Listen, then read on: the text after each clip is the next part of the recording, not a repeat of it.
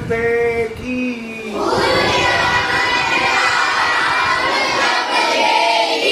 अनुज सहित ही हर्ष विशेषी,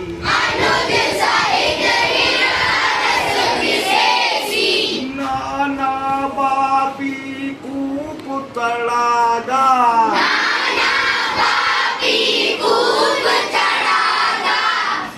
सलिल सुधा सम मणि सोपाना,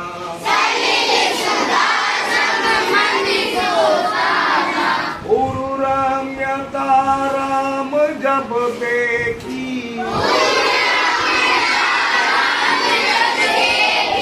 अनुज सहित ही हर्ष विशेषी,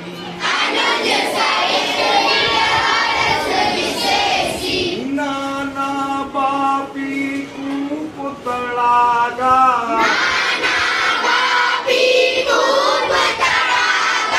सलिल सुधा सम मणि सोपाना।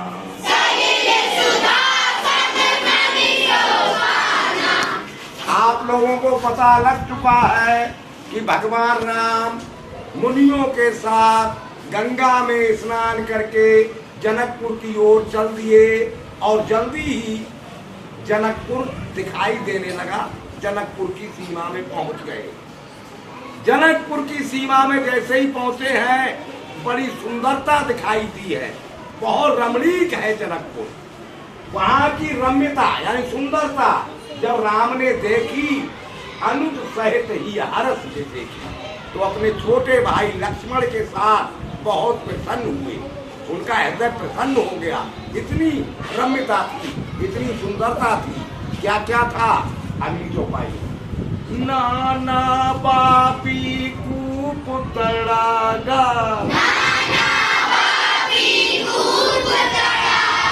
नाना कई प्रकार की, बापी एक कुआ होता है बहुत बड़ा, जिसमें सीढ़ियां होती है नीचे जाने के, वो वाले कुएं को बापी कहते हैं। एक तो कुआ होता है रस्सी से पानी भरा जाता है, एक कुआ ऐसा होता है कि सीढ़ियों से आप नीचे तक जा सकते हैं। तो बापी कई प्रकार की बापियां हैं। बापी समझ गए ना, कुएं हैं। तड़ाग माने तालाब।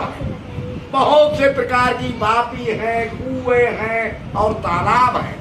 वो कैसे हैं? सलिल सुधा सम मणि सोपाना, सलिल उसमें पानी जो है सुधा अमृत के समान है। बापियों में, कुओं में, तालाबों में क्या चीज होती है? पानी। वो पानी अमृत के समान है। मणि सोपाना, और उनमें जो सीढ़ियां बनी हुई है वो मणियों की बनी हुई है। मणियां जानते हो, चमकीले पत्थर होता है, बहुत कीमती होती है।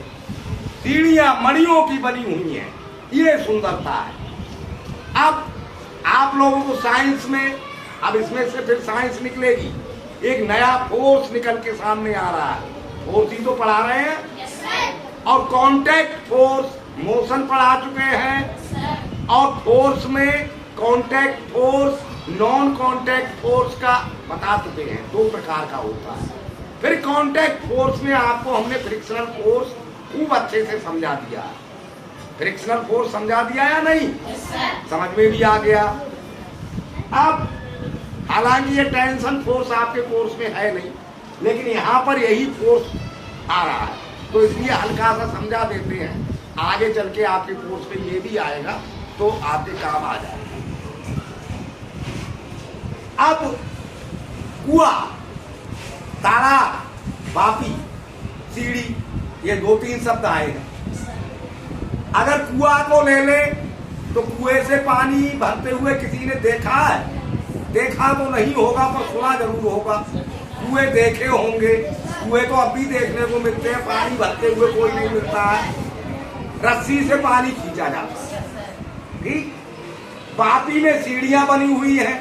तालाब, गंगा, अभी गंगा की भी बात हुई थी ना थोड़ी देर पहले। हाथ उठाए वो बच्चे जिन्होंने गंगा में स्नान किया। अच्छा, आप बताओ बेटा, क्या नाम है? नाम क्या है आपका? सगुन बताओ, गंगा में कहाँ स्नान किया, किस जगह पर? तो वहां तो सीढ़ियां बनी हुई हैं। गंगा में कैसे करके स्नान किया? सीढ़ी पर? सीढ़ी पर नहीं किया। फिर क्या पकड़ा? चैन पकड़ी या रस्सी पकड़ी। बाहर सीढ़ियों पे रस्सियां होती है बंधी हुई, उन्हीं को पकड़ के कुछ घाट ऐसे हैं गंगा के जहां पर रस्सी या सीढ़ियां चैन वगैरह नहीं है, लेकिन कुछ घाट ऐसे हैं कुछ जगहों पर जहां सीढ़ियां बनी होती हैं, उनमें रस्सियां या चैन बंधी होती है, उनको पकड़ के स्नान किया जाता है। अच्छा ठीक बैठ जाओ। अब यहाँ रस्सी है, चैन है, ठीक है, गंगा नहाते हैं तो इसका मतलब नदी तालाब में रस्सी चैन काम आती है। ओके। कुएं से पानी भरा जाता है तो किस चीज से भरा जाता है? रस्सी से। उसे भी खींचना पड़ता है। ठीक बैठ जाओ। अच्छा, सीढ़ियों पर जब चढ़ते उतरते हैं तो या तो साइड में रस्सी बंधी होती है या कोई और चीज लगी होती है, इसको पकड़ के हम सीढ़ियां चढ़ते हैं। वहां भी मान लो रस्सी है, कोई रॉड वगैरह लगी है, रॉड भी है तब भी कोई बात नहीं, पर रस्सी मान लेते, यानी तीनों जगह पर रस्सी आ रही या नहीं आ रही है। सीढ़ियों पर भी, तालाब मतलब गंगा में नहाते टाइम पर भी, कुएं से पानी भरते समय इस रस्सी पे कौन सा फोर्स लगता है? बताओ बताओ। इस पे टेंशन फोर्स लगता है, इसे हिंदी में कहते हैं तनाव बल।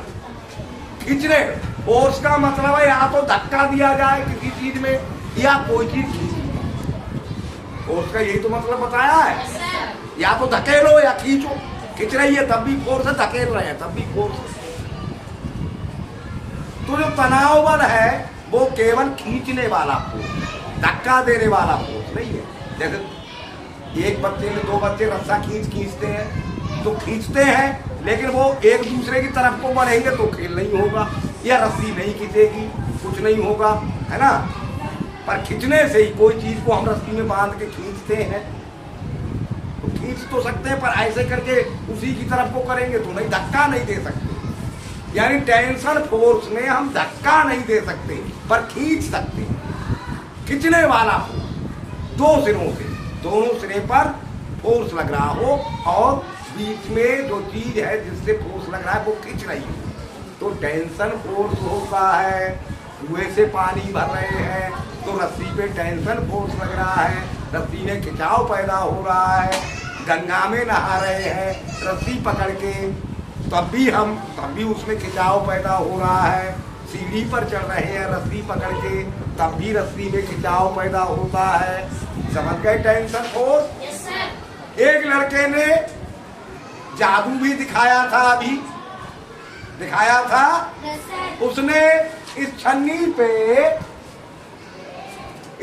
पे पानी रोक दिया। अभी एक बच्चे ने जादू दिखाया, एक छन्नी पे पानी रोक दिया था। क्या आप दोबारा दिखा सकते हैं स्वतंत्र पांडे ये जादू? एक बार और दिखा दो, फिर हम बताएंगे ये पानी रुक कैसे गया। जादू तो इन्होंने दिखा दिया, पर पानी कैसे रुक गया वो हम बताएंगे। आ जाओ जरा दिखाओ तो एक जादू, पानी रोक के दिखाओ इस छन्नी पे।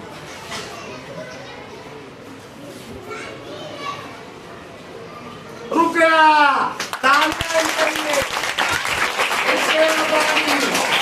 छन्नी पे पानी रुक गया, खेल है पर पानी नहीं गिरा। अब आप लोग सोच रहे होंगे गिलास में पानी है ही नहीं, ऐसा तो नहीं सोच रहे हो? अगर ऐसा सोच रहे हो तो गिरा के दिखा देते हैं। अभी रुका हुआ है, अब गिरा के दिखा देते हैं।